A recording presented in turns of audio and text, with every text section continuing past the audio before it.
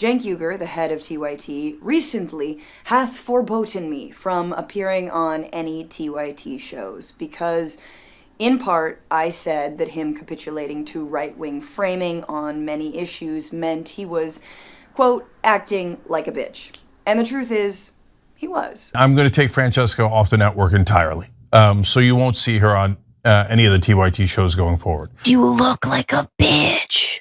You know what I'm saying? You look like a bitch. That's what it is. Like, that's just what it comes down to. You don't look like a fighter. You don't look smart. You look like a bitch. All right, within the realm of progressive statist mentalities and superstar personalities, this is about as fascinating as it gets because there's somewhat of a statist political crossover going on in the progressive camp and a tiny war that's being waged between what Cenk Uygur calls the largest online progressive network and a lowly contractor for TYT, or now former lowly contractor for TYT, Francesca Fiorentini. And the reason I think this is important to discuss is because it deals with multiple layers of statism and the willingness of some to make concessions and compromises in order to propagandize those who are on the right side of statism to come over to the progressive dark side, and that's Cenk Uygur. When you go talk to the right wingers, first we did that, and I mainly did that, and there was a lot of blowback saying, don't ever talk to the right wing, but they won the popular vote. How are we gonna win back the voters if we never talk to them?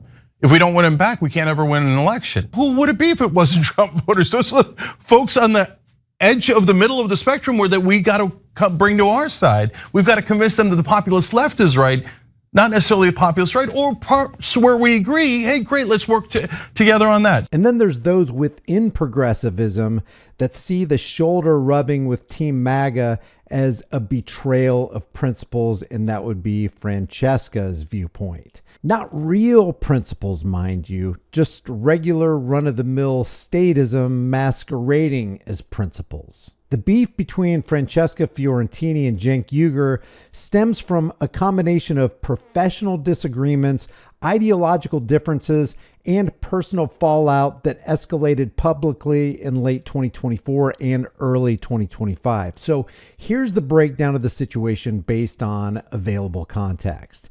It began with a heated debate in December of 2024 where Fiorentini challenged Uygur's strategy of engaging with right-wing media figures like Turning Point USA, Dr. Phil, Patrick Bet-David, and Tim Pool, just to name a few, and audiences following Donald Trump's election victory. Uygur, who co-founded the Young Turks, of course, has been appearing on conservative platforms like Charlie Kirk's show, arguing it was a way to reach across the aisle and appeal to a populist right for progressive causes. Now, Fiorentini doesn't buy that, and she, being a longtime TYT contributor and independent contractor, disagreed sharply. She criticized this approach as morally compromising and strategically flawed, actually calling him a bitch in the process. What has it got you? What did it get you? When you go and share a stage with Dr. Phil, what did it get you? Nothing. You know why? Because you look like a bitch. You know what I'm saying? You look like a bitch. That's what it is. Like, that's just what it comes down to. You don't look like a fighter. You don't look smart. You look like a bitch.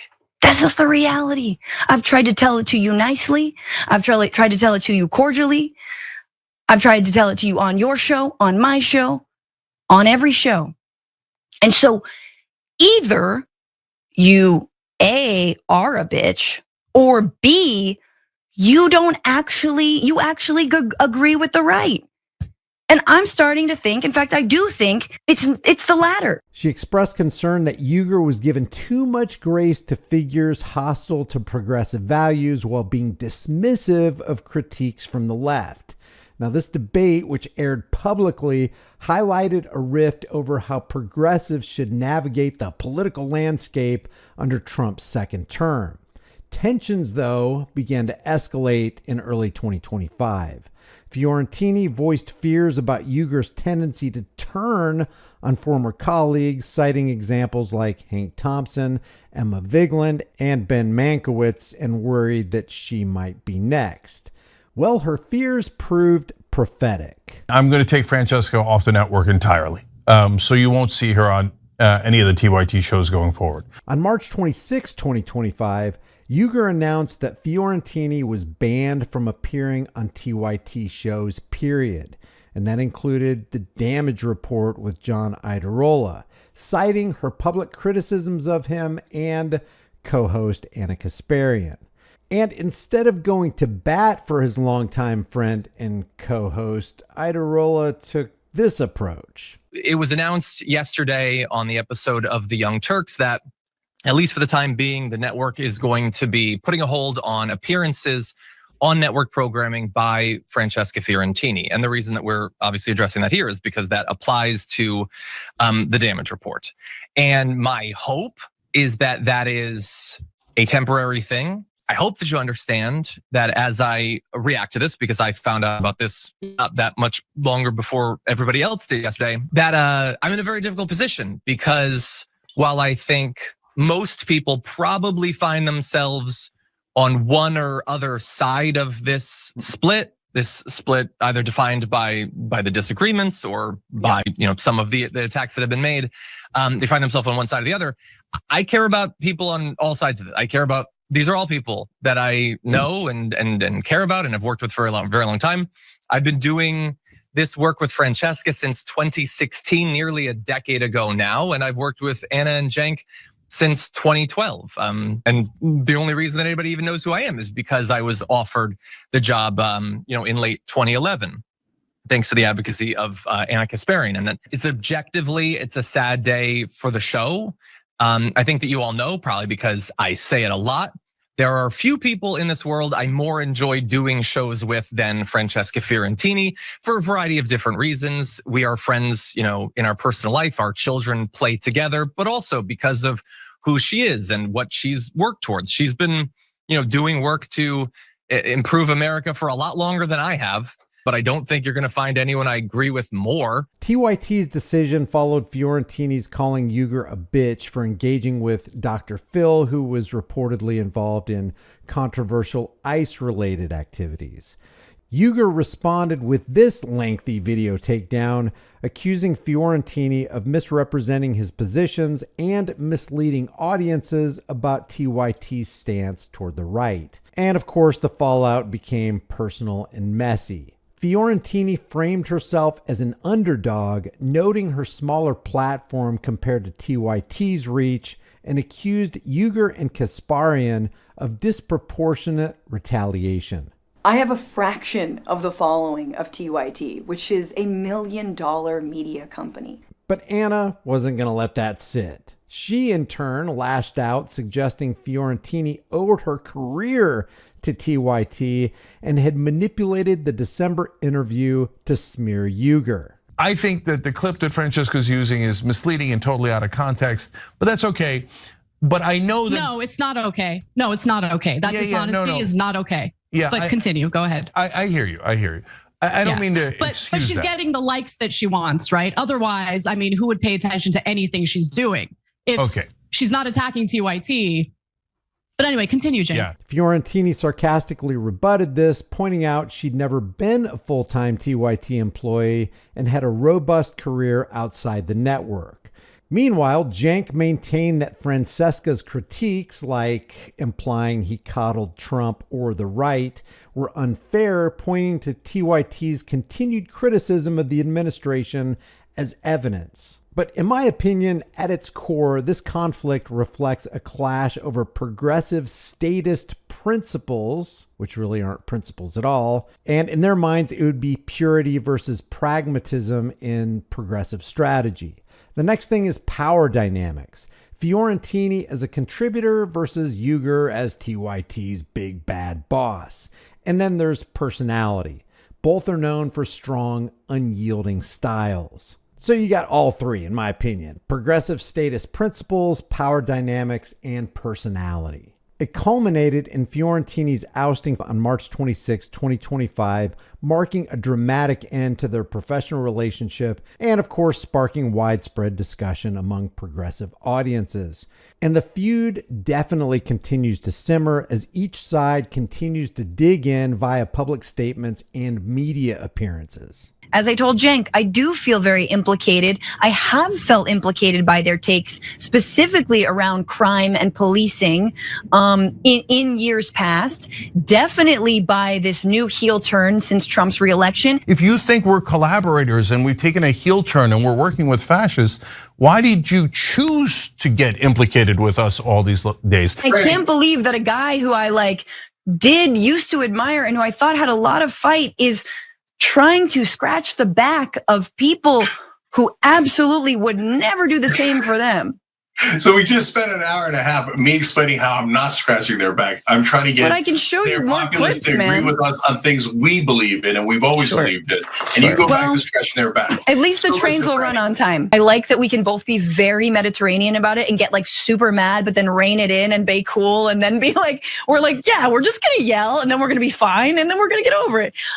So that's the kind of beer I like to have. Yes. Thank you. 2 days later. I have my own thoughts on why he's doing it. I think, if you think your brain was broken by the 2024 election, I think we're looking at a case where someone's brain was broken even harder. I don't know who you are. I'm not even I don't even know if you're smart. You know what I mean? I don't know anything. I call into question all of that. It sounds like you are just an opportunistic mouthpiece who wants clicks time and time again. I'm not sad to leave TYT behind, especially now. We live in a time of right-wing monsters, authoritarians, and yes, fascists. And anyone capitulating to their framework about human rights, about policing, around militarism, is not serious about liberation or democracy. Never listen to anyone who doesn't have a sense of humor when they are acting like a bitch. But there's an additional layer to the conflict between Francesca and Cenk, and that involves differing views on transgender issues, particularly trans athletes in sports, which contributed to their broader fallout. This tension emerged alongside their disputes over political strategy and became a significant point of the contention in 2025. But you're so dumb. You're so dumb. I don't even know how to explain this to you anymore. Unless, this is the other option, unless you also are a transphobe. You know what I'm saying? Unless you also are kind of a misogynist. Because if you disagree with Francesca or anyone on that part of the spectrum, well, you must be a misogynist. You must be collaborating with the fascists. And obviously you must be unintelligent. Now, if I had called her dumb, I wonder what her reaction would have been. My guess is nuclear. But I didn't call her that because we have a disagreement. We have a political disagreement. You don't need to make it personal. This issue surfaced prominently during a debate on the Young Turks on August 3rd, 2024, titled Francesca and Cenk Debate Olympics Boxing, Trans Sports. In this segment, Fiorentini and Uygur clashed over transgender participation in women's sports, sparked by an Olympics boxing controversy. Fiorentini advocated for unrestricted inclusion and argued that trans women should compete at all levels based on fairness and empathy.